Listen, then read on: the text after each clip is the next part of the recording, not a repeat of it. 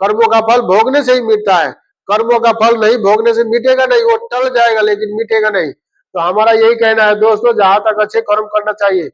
हाँ तो भाइयों, आज फिर से एक छोटी सी वीडियो लेकर आया हूँ दुख और कष्ट के बारे में।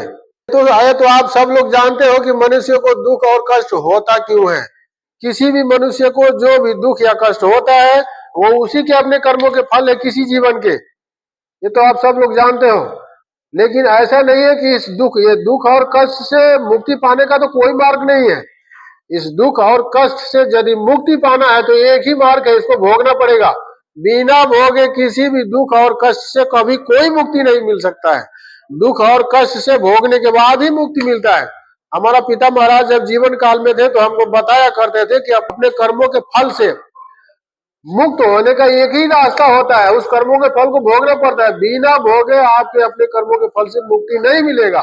महात्मा राघवाचार्य जी ने अपने कथा में बराबर बताया करते हैं कि कर्मों के फल को आप अपने अच्छे कर्म से टाल सकते हो। मतलब आप अपने बुरे कर्मों के फल को अच्छे कर्म से टाल सकते हो। बेशक आप अपने अच्छे कर्म से एक दिन के लिए, एक वर्ष के लिए, एक जन्म के लिए टाल दो, 2 जन्म, 10 जन्म के लिए टाल दो, लेकिन आपका पीछा वो नहीं छोड़ेगा। सिर्फ टल गया आपके भाग्य से, वो समाप्त नहीं हुआ। किसी न किसी जन्म में, जिस जन्म में आपका कर्म बुरे होगा उसी जन्म में आके वो आपको पछाड़ देगा। इसीलिए जहां तक अच्छे कर्म करना चाहिए। कर्मों का फल कभी मिटता नहीं है, सिर्फ टल जाता है। आप लोगों ने रामानंद सागर जी के टीवी सीरियल का रामायण तो देखे होइएगा ना। जब भगवान श्री राम वन में चले जाते हैं और जब भरत जी वापस आते हैं, उनको अच्छा नहीं लगता, सारी कहानी मालूम होता, अच्छा नहीं लगता है, तो भगवान श्री राम को वापस लेने जाते हैं। उनके भाई भरत जी के कहने पर भगवान श्री राम वापस नहीं आते हैं। जब भरत जी वापस आते हैं उनको अच्छा नहीं लगता है, उनके बड़े भाई जंगल में रहेंगे और वो राजमहल में रहेंगे, उनको अच्छा नहीं लगता है। तो महाराज भरत भी नंदी ग्राम में अपना एक कुटिया बनाकर वहां पे रहने चले जाते हैं और जमीन में 5 हाथ गड्ढा खोद के वहां पे नीचे में रहते हैं। तब सभी उनके राज के कार्य करने वाला सेवक, उनके माता, उनके और भाई उनसे मिलने जाते हैं राज्य कार्य करने के लिए, राज्य के कार्य को करने के लिए। तब लास्ट में माता कह भी जाती है और कहती है कि भरत देखो, राजमहल में अब हमको अच्छा नहीं लगता है। अब हमको ये राजमहल के रेशमी बिछौने बिच्छू की तरह डंक मारता है। हमारी वजह से बहुत उथल पुथल हो गया, हमने बहुत गलत चीज मांग लिया ना, अब नहीं मांगना चाहिए था। तो तुम हमको भी अब इसी बनवासी कुटिया में रहने दो, यहीं पे एक कोने में रह के हम अपना दिनचर्या काट लूंगा जब तक राम वापस नहीं आएगा। तो महाराज भरत उनको क्या कहती है, देखिए महारानी कही माता नहीं कहती है, महारानी कही कहती है, देखिए महारानी कही से आपने महाराज दशरथ से राजभवन मांगा था, राजगद्दी मांगा था, राजमहल मांगा था। तो जब तक भ्राता राम जी वापस नहीं आ जाते हैं वन से, तब तक आप अपने राज्य गद्दी को भोगिए और उसी राजभवन में रेशमी बिछौने पर रहिए। और जो राजभवन के रेशमी बिछौना आप बिच्छू की तरह आपको डंक मारता है, यही आपके कर्मों का सजा, यही आपका गलती का सजा है। कर्मों का फल भोगने से ही मिटता है। कर्मों का फल नहीं भोगने से मिटेगा नहीं, वो टल जाएगा लेकिन मिटेगा नहीं। तो हमारा यही कहना है दोस्तों, जहां तक अच्छे कर्म करना चाहिए। हम अभी दुख के बारे में बात कर रहे थे। ये नहीं है कि दुख जो भाव अपने आप के बुरे कर्मों से जो आपके भाग्य में दुख लिखा गया वो तो टलेगा नहीं, उसको तो टालने के लिए भोगना ही पड़ेगा। लेकिन ऐसा नहीं है कि उस दुख के वजह से आप मतलब जीवन भर के चैन और नींद खो दोगे, मतलब सुख और चैन से रहना मुश्किल हो जाएगा, ऐसा बिल्कुल नहीं है।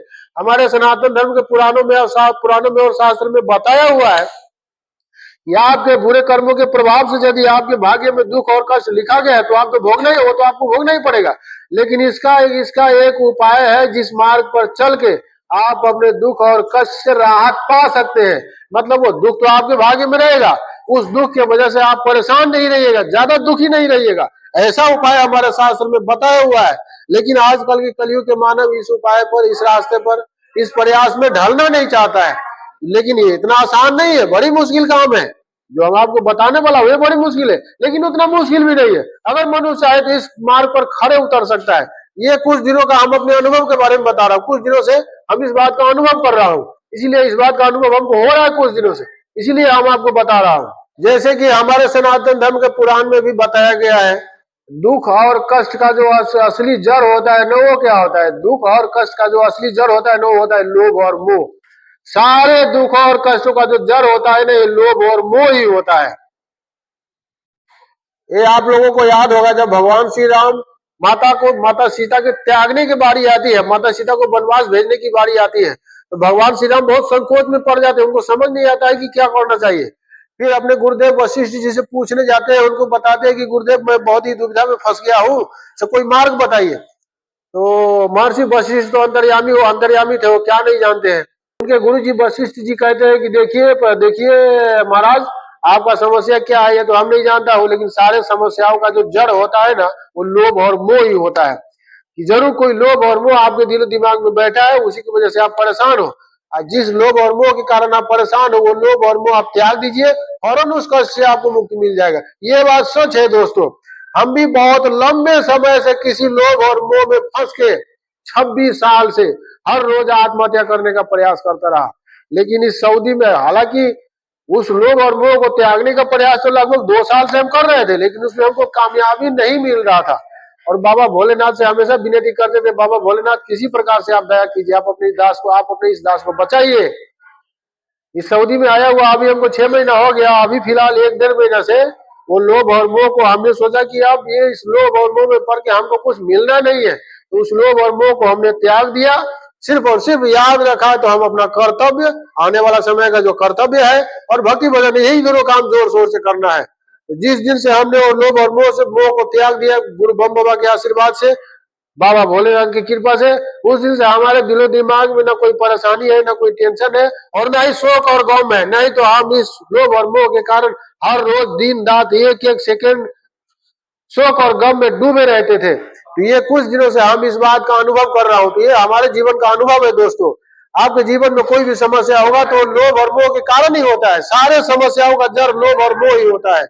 आप जिस क्षण महसूस कीजिएगा कि आपके जीवन में कोई चिंता, कोई परेशानी, कोई दुख परेशान कर रहा है, तो आपके शोक और गम में डूबे रहने के कारण वो आपका समस्या सही हरगिज नहीं होगा। भगवान श्री राम ने राम अवतार में बताए हुए हैं कि कोई भी समस्या, कोई भी चिंता, कोई भी काम अपने उचित समय के आने पर ही होता है। यानी कि सही या गलत अपने आप हो जाता है। यदि कोई कार्य सही होना होगा तो अपने उचित समय के आने पर ही हो जाएगा, कोई काम गलत होना होगा तो अपने उचित समय के आने पर होगा ही होगा, उसको कोई नहीं टाल सकता है। तो इसीलिए आपको शोक और गम में डूबने का जरूरत नहीं है। जिस दुख और चिंता के कारण आप परेशान रहते हो, उस चिंता को त्याग दो, दुख तो समाप्त नहीं होगा, लेकिन उस परेशानी से आप परेशान नहीं रहोगे। ये हमारे जीवन का अनुभव है। लेकिन हम जो बता रहा हूं दोस्तों, ये उतना आसान नहीं है, बड़ी मुश्किल काम है। इस कलयुग में लोग लोभ और मोह में फंसे रहने के कारण जीवन भर दुख और कष्ट भोगते हैं, और कहते हैं अंतमति सोई गति। जीवन के अंतिम समय में जिस दृश्य को, जिस छवि को मनुष्य याद करके इस संसार को छोड़ते हैं, वैसे ही उनका गति भी होता है, मतलब वैसे ही प्राणी में उनका जन्म भी होता है। अपने एक लोभ और मोह के कारण अपना सारा जीवन, आने वाला जन्म तो मनुष्य नष्ट कर लेता है, लेकिन एक छोटा सा लोभ और मोह नहीं निकालता है। हम ये नहीं कहते कि आप अपने घर परिवार को त्याग दो, वैराग्य धारण कर लो, नहीं दोस्तों, ऐसा करने की बिल्कुल जरूरत नहीं है। अब भगवान श्री कृष्ण ने कहा है कि आप इस मनुष्य के जीवन में जो भी सुख सुविधा प्राप्त होता है, वो सभी सुख सुविधा को भोगो, मगर उस सुख सुविधा में आसक्त होने का बिल्कुल जरूरत नहीं है। मतलब जो सुख सुविधा आपको मिल रहा है खुशी से भोगो, कल नहीं मिलेगा तो उसके लिए रोना भी नहीं है। जिस वैसे बिना मांगे आपको दुख मिल जाता है। आप जहां भी जाते हो, जो भी कार्य करते हो, सुख के उद्देश्य से करते हो, दुख के उद्देश्य से नहीं करते हो। मतलब जो भी कार्य करते हो, भजन साधना, स्नान ध्यान, पूजा पाठ, मजदूरी या पैसे कमाना, धाम तीर्थ यात्रा में जाना, सभी कार्य आप सुख पाने के उद्देश्य से करते हो। कहीं भी जाके आप किसी से दुख नहीं मांगते हो, तो कहीं भी जाके किसी से आप दुख नहीं मांगते हो। तो जैसे बिना मांगे आपको दुख मिल जाता है, वैसे ही बिना मांगे वो सुख सुविधा भी आपको मिल जाएगा। जो सुख सुविधा आपके पिछले जीवन के कर्मों के हिसाब से आपको हासिल करना लिखा होगा, उचित समय आने पर वो सुख सुविधा भी आपको मिल ही जाएगा। इसमें ज्यादा घबराने परेशान होने की कोई जरूरत नहीं है। घर परिवार में जिस बीवी बच्चे के साथ आपके साथ रहना पड़ रहा है, उस सबके साथ आप रहो, सारे कर्तव्यों को पूरे करो, मगर उसमें आसक्त होने का जरूरत नहीं है। आज हंसी खुशी से जी रहे हो उसके साथ, अच्छी बात है। कल को यदि उससे दूर रहना पड़े तो उसके लिए रोना भी नहीं, उसकी तैयारी आज से उसके साथ रहते ही कर लो।